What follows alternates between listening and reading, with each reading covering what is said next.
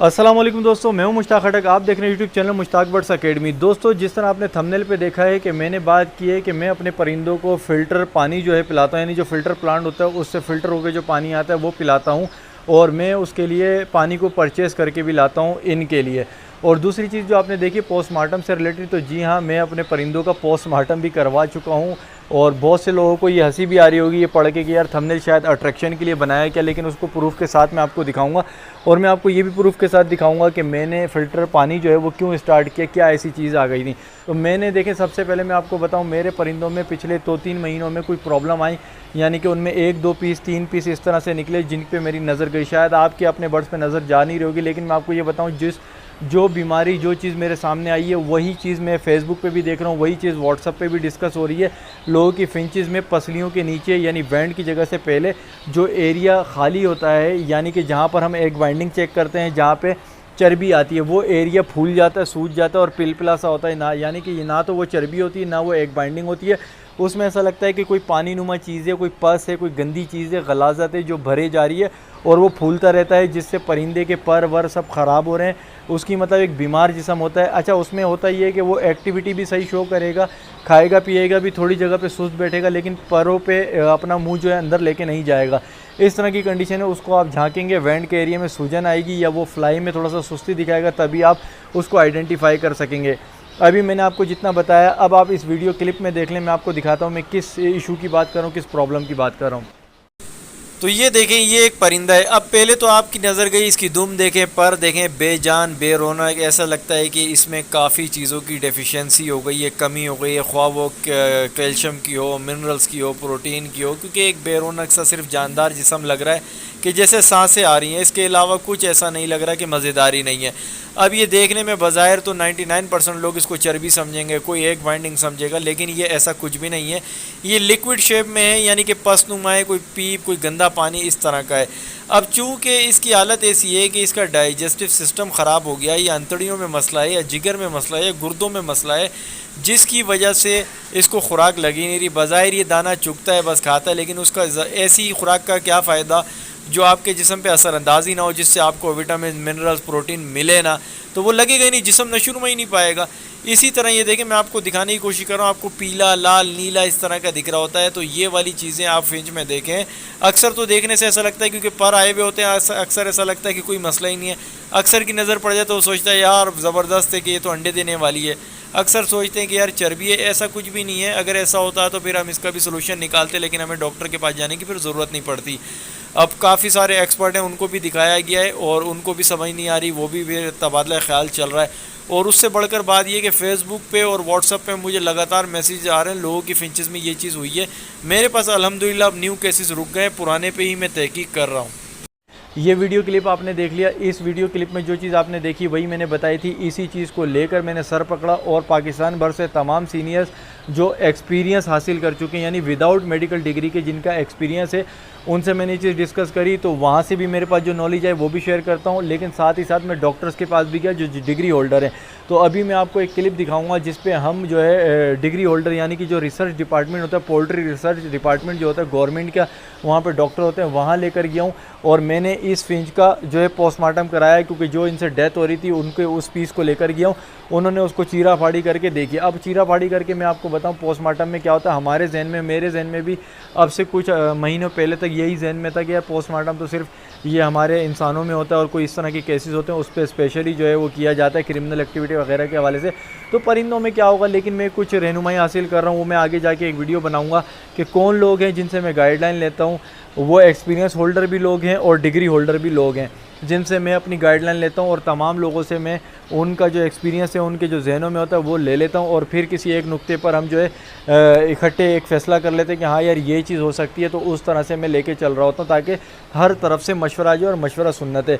अच्छा, पोस्टमार्टम में क्या होता है, पोस्टमार्टम में किसी भी परिंदे को काटा जाता है। काटने के बाद उसके जितने भी ऑर्गन्स होते हैं उनको देखा जाता है, यानी कि जो नाली है, ये जो मैदे की नाली यानी कि खुराक की नाली है, इसको देखा जाता है, अंतड़ियों को देखा जाता है, कलेजी को देखा जाता है, गुर्दे शुर्दे इस तरह के जो अंदर के अज़ा हैं ऑर्गन्स उनको देखा जाता है। उनमें जो सिम्टम्स होते हैं जो उन्होंने स्टडी किया होता है उस हवाले से देखते हैं कि कालक पड़ गई है, नीलापन आ गया है, क्या चीज़ आ गई है, उससे उनको पता चल जाता है कि यार इसने जहरीली चीज़ खाई थी या इसको कोई फंगस बैक्टीरिया है या कोई वायरल डिजीज़ है, कोई वायरस आ गया, इस तरह की चीज़ें फिर वो जज कर जाते हैं। लेकिन अब जो ये परिंदा है इसको हम लेकर गए पोस्टमार्टम करने के लिए। अब आप वीडियो देखें, उसके बाद मैं आपको बताता हूँ कि पोस्टमार्टम के बाद आखिर हुआ क्या।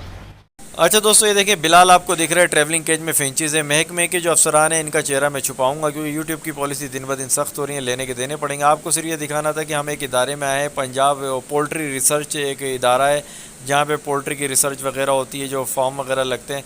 तो इन्होंने हमें यहाँ पे क्यू में रखा था, नंबर दिया, अब हमें अंदर भेजा। अंदर एक डॉक्टर है जो मतलब एक सवाल जवाब का सिलसिला होता है कि क्या है, उसके सिम्टम चेक करते हैं फिज़िकली। ये देखें काफ़ी लोग अपनी मुर्गियाँ वगैरह भी लाए हुए हैं क्योंकि ज़्यादातर हमारे पास ये फार्मिंग वगैरह का होता है। देखें लोग देसी मुर्गियाँ लाए हुए अपनी अपनी डिजीज़ बता रहे हैं और उससे क्वेश्चन आंसर का सिलसिला है।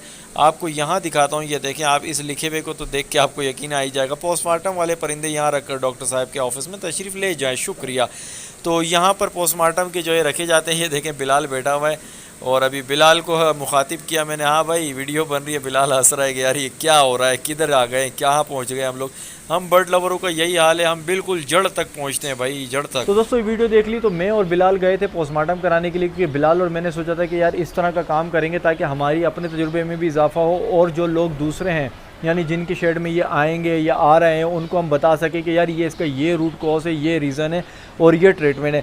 मगर बदकिस्मती से हुआ कि जब पोस्टमार्टम हो गया तो डॉक्टर से जब हमने डिस्कस किया तो डॉक्टर ने हमें बताया, देखें उसने बोला कि ये बर्ड बहुत छोटा है, ठीक है। जबकि वो देखें पोल्ट्री में काम करते हैं। ज़्यादातर जो चरिंद परिंद के डॉक्टर हैं वो क्या करते हैं, वो मुर्गी से स्टार्ट करते हैं। मुर्गी, मोर, बिल्ली, कुत्ते, गधे वगैरह इस तरह के जो बड़े जिसामत के होते हैं मुर्गी से स्टार्ट करते हैं, वहाँ होते हैं। चूँकि ये मुर्गी से भी छोटा है तो इसकी जो ऑर्गन में जो सिम्टम होते हैं वो इतने ज़ाहिर नहीं होते किसी एक डॉक्टर के लिए कि उसको एक हुतमी फ़ैसला दे के वो रूट कॉज को पकड़ ले। लेकिन एक अंदाजे के मुताबिक कि चलो कोई ऐसी चीज़ सामने आ जाए जिसको बिल्कुल ही समझ लिया जाए कि हाँ यार यही वजह हुई होगी और यही करना है, तो ऐसा कुछ भी हो नहीं सका।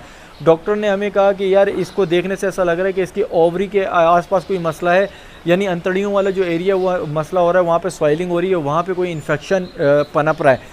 तो रीज़न पूछा कि रीज़न क्या हुआ, तो उन्होंने कहा रीज़न मतलब सरसरी सी बात कर दी कि यार 3-4 रीज़न हो सकते हैं। क्या रीज़न हो सकता है कि पानी में गंदा पानी पीने से कोई केमिकल अंदर चला गया और जहरीली चीज़, इस तरह कोई खुराक में जहरीली चीज़ चली गई उस तरह, या नमी की ज़्यादती हो गई उस तरह, इस तरह की चीज़ें उन्होंने की। तो जबकि हम तो देखें हर कोई ये कहता है कि मैंने सारे प्रिकॉशंस किए हैं, लेकिन गलतियां भी हम इंसानों में होती हैं। इसलिए इस चीज़ को एक्सेप्ट कर लेना कि यार कुछ ना कुछ हो सकता है, हमसे गलती हो, मान लेना बेहतर है। बहरहाल हम जब ट्रीटमेंट की तरफ आए तो हमने डॉक्टर को बोला, जो डॉक्टर मैं बता रहा हूँ जो डिग्री होल्डर डॉक्टर है उसको जब हमने बोला उसने हमें दवाइयाँ लिख के दे दी।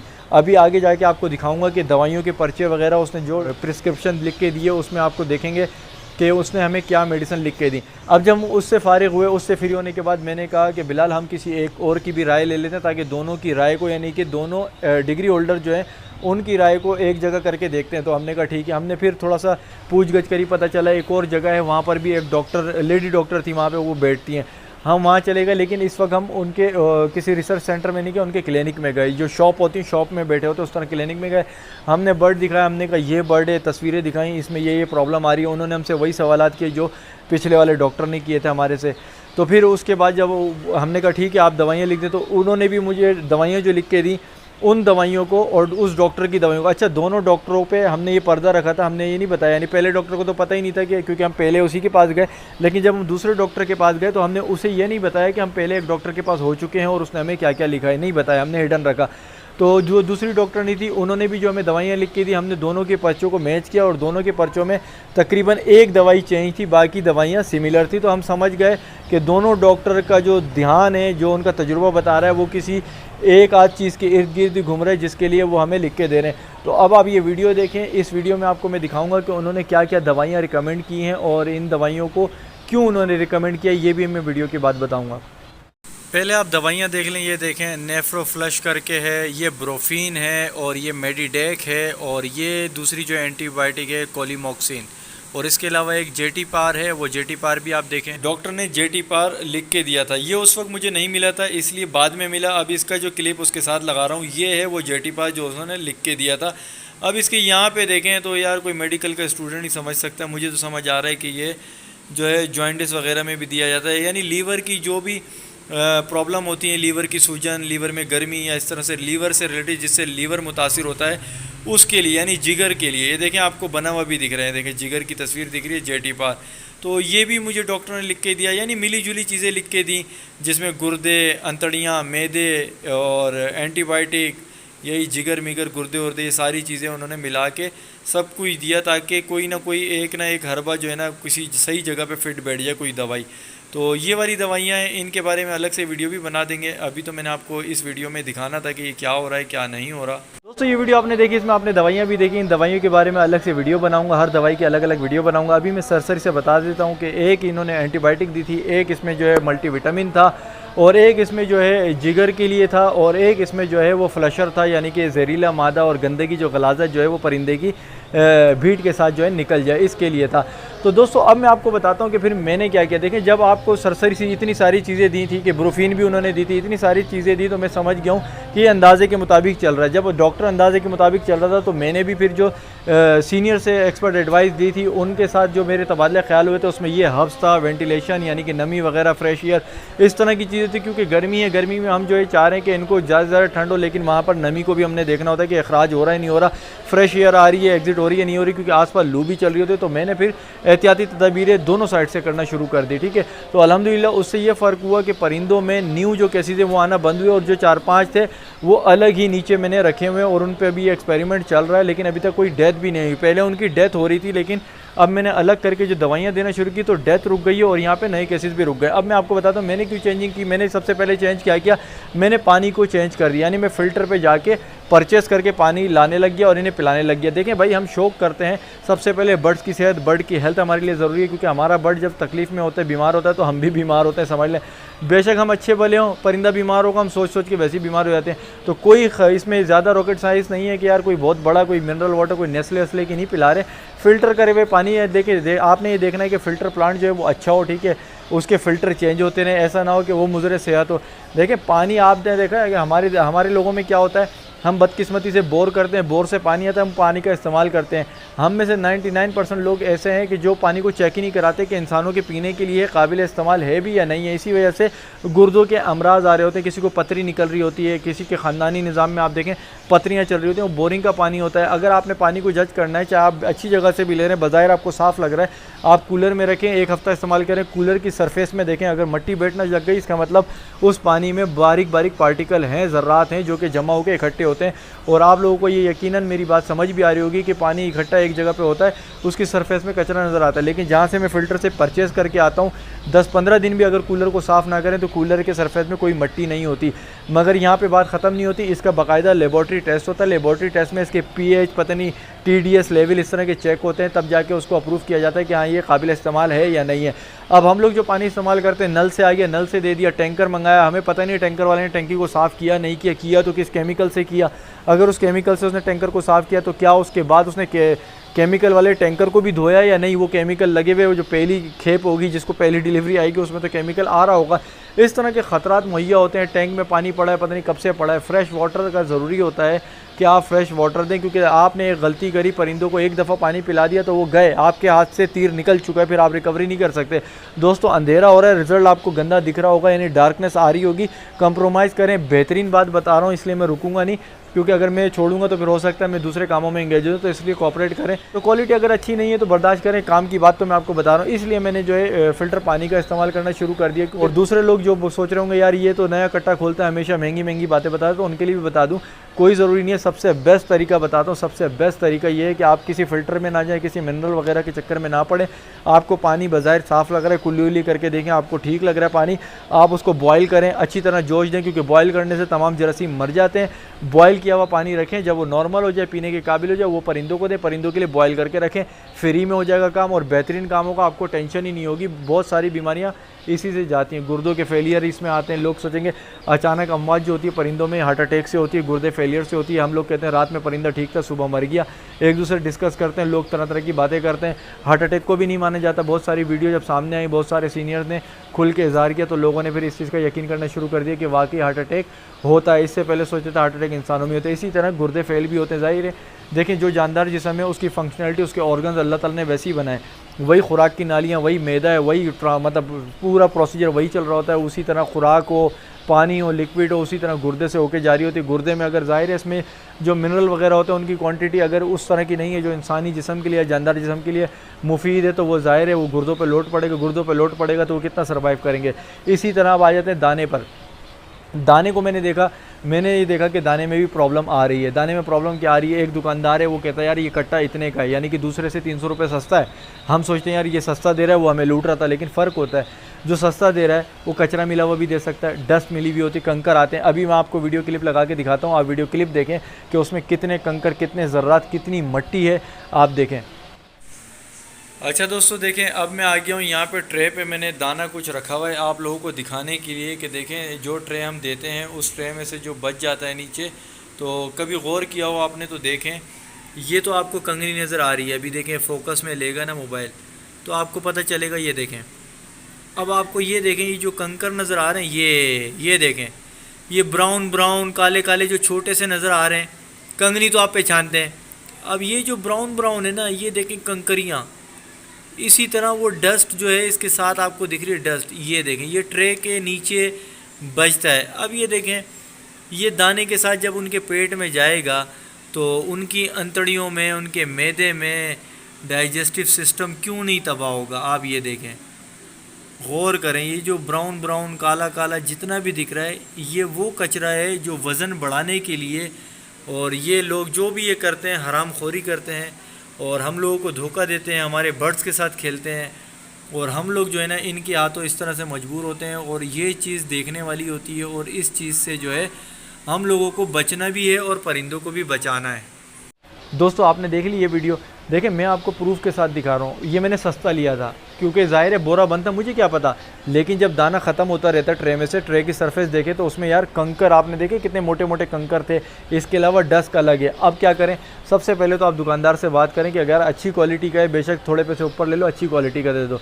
अगर वो कहता है यार नहीं और आपके पास कोई हल ही नहीं है, तो आप एटलीस्ट ये कर सकते हैं, अगर कम दाना इस्तेमाल होता है दाने को धोएं और खुला बिछाएं धूप में, ताकि उसमें नमी ना रहे, सूख जाए। जब सूख जाएगा मट्टी अट्टी कंकर अलग हो जाएंगे। अगर ज़्यादा क्वांटिटी है और सुखाने का मसला, ज़ाहिर है कंगनी इकट्ठी हो जाती है और उसमें फंगस बैक्टीरिया पैदा होने का खतरा होता है। अगर उसको नहीं सुखाया तो फिर एटलीस्ट आपके पास ये ऑप्शन होता है कि आप सीड क्लीनर मशीन है उसमें दाने को डालें, पहले दाने को छाने, मट्टी वट्टी डस्ट व छोटी मोटी चीज़ें अलग हो जाएंगी, दाना निखर के आ जाएगा, वो दाना खिलाएं। पानी और दाने को बहुत बेहतरीन तरीके से रखें, तो ये बीमारियाँ जो है वो जूद हज़म, देखें पत्थर वत्थर मट्टी वट्टी जाती है, एक टाइम आएगा क्या करेगा यार, पत्थर मट्टी को कितना हज़म करेगा, मैदा गुर्दे में कितना जमा होगी, पता कहीं ना कहीं तो निकलेगी। छोटा सा परिंदा कितना सर्वाइव करेगा, ये पुकार भी नहीं सकता, इनकी तो हड्डियों में दर्द होता होगा, ये नहीं बताते हमें। बहुत सारी चीज़ें जिसमें ये इजहार नहीं कर पाते, हम नहीं समझ पाते, क्या हमें लगता है बस मर गया, अंदर टूट फूट का निज़ाम होता है। और एक अच्छे जानदार जिस्म के लिए देखें, परिंदों पे आप अगर ख़र्च कर रहे हैं तो परिंदों से कितना कमाया जा रहा है, आपको भी अंदाज़ा। इस साल तो तमाम ब्रीडर माशाल्लाह अच्छा कमा गए। आप लोगों से रिक्वेस्ट है कि भाई आपने कीमत जो है ना अच्छी मुनासिब रखनी है, ताकि नए शौकीन भी शौक़ पैदा कर सकें और शौक़ को पूरा कर सकें। अगर आप ये कीमतों को इतना हाई कर देंगे और ये एक हाई क्रिएट हो गई है जिस तरह से यार ये चीज़ नहीं मिल रही, वो चीज़ नहीं मिल रही, ये ना करें। मुनासिब कीमत रखें ताकि शौक़ चलता रहे, हमारे दरमियान ही चले और नए लोग जुड़ें हमारे साथ। एक मतलब एक कारवां, एक दूसरे को सपोर्ट करें। हम पाकिस्तानियों को चाहिए एक दूसरे को सपोर्ट करेंगे तो आगे चलेंगे।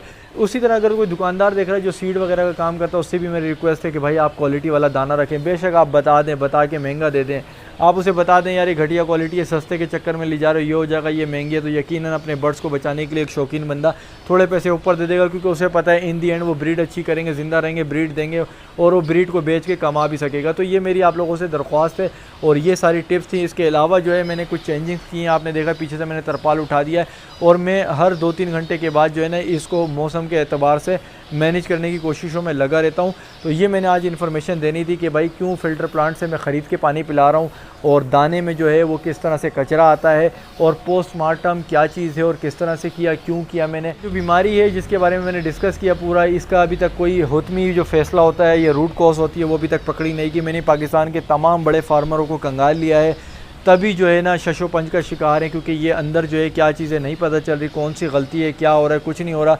अब मुझे नहीं मालूम कि ये यहाँ पे आया है या किसी स्पेसिफिक आया है, लेकिन फेसबुक पे व्हाट्सअप पे मैं इस तरह की काफ़ी फिंचेस देख रहा हूँ। आप लोगों ने भी अपने शेड में देखी होंगी कि ये क्या है, ना ये चर्बी होती है ना ये एग बाइंडिंग होती है। आधे लोग समझते हैं चर्बी से मर गया, आधे लोग समझते हैं एग बाइंडिंग से मर गया। ऐसा कुछ नहीं है, जहरीला मादा है, कुछ ना कुछ गड़बड़ चल रही है। जैसे ही इस पर मेरा कंट्रोल हो जाएगा, अल्लाह रब्बुल इज़्ज़त से दुआ है कि मुझे इसमें भी कमाना हासिल हो जाए। वो एक्सपेरिमेंट के लिए 4-5 पीस अंदर चल रहे हैं, नीचे चल रहे हैं। तो इंशाअल्लाह बहरहाल खुशी की बात यह है कि यहाँ पे रुक गया है मामला। तो इंशाअल्लाह जैसे ही इस पे कमांड हासिल होगी तो बताऊंगा। अंधेरा बहुत हो चुका है। वीडियो पसंद है वीडियो को लाइक कर दें, चैनल पर नए जो सब्सक्राइब करें। मिलेंगे नए टॉपिक पे नई वीडियो के साथ। अपना ख्याल रखिएगा। अल्लाह हाफ़िज़।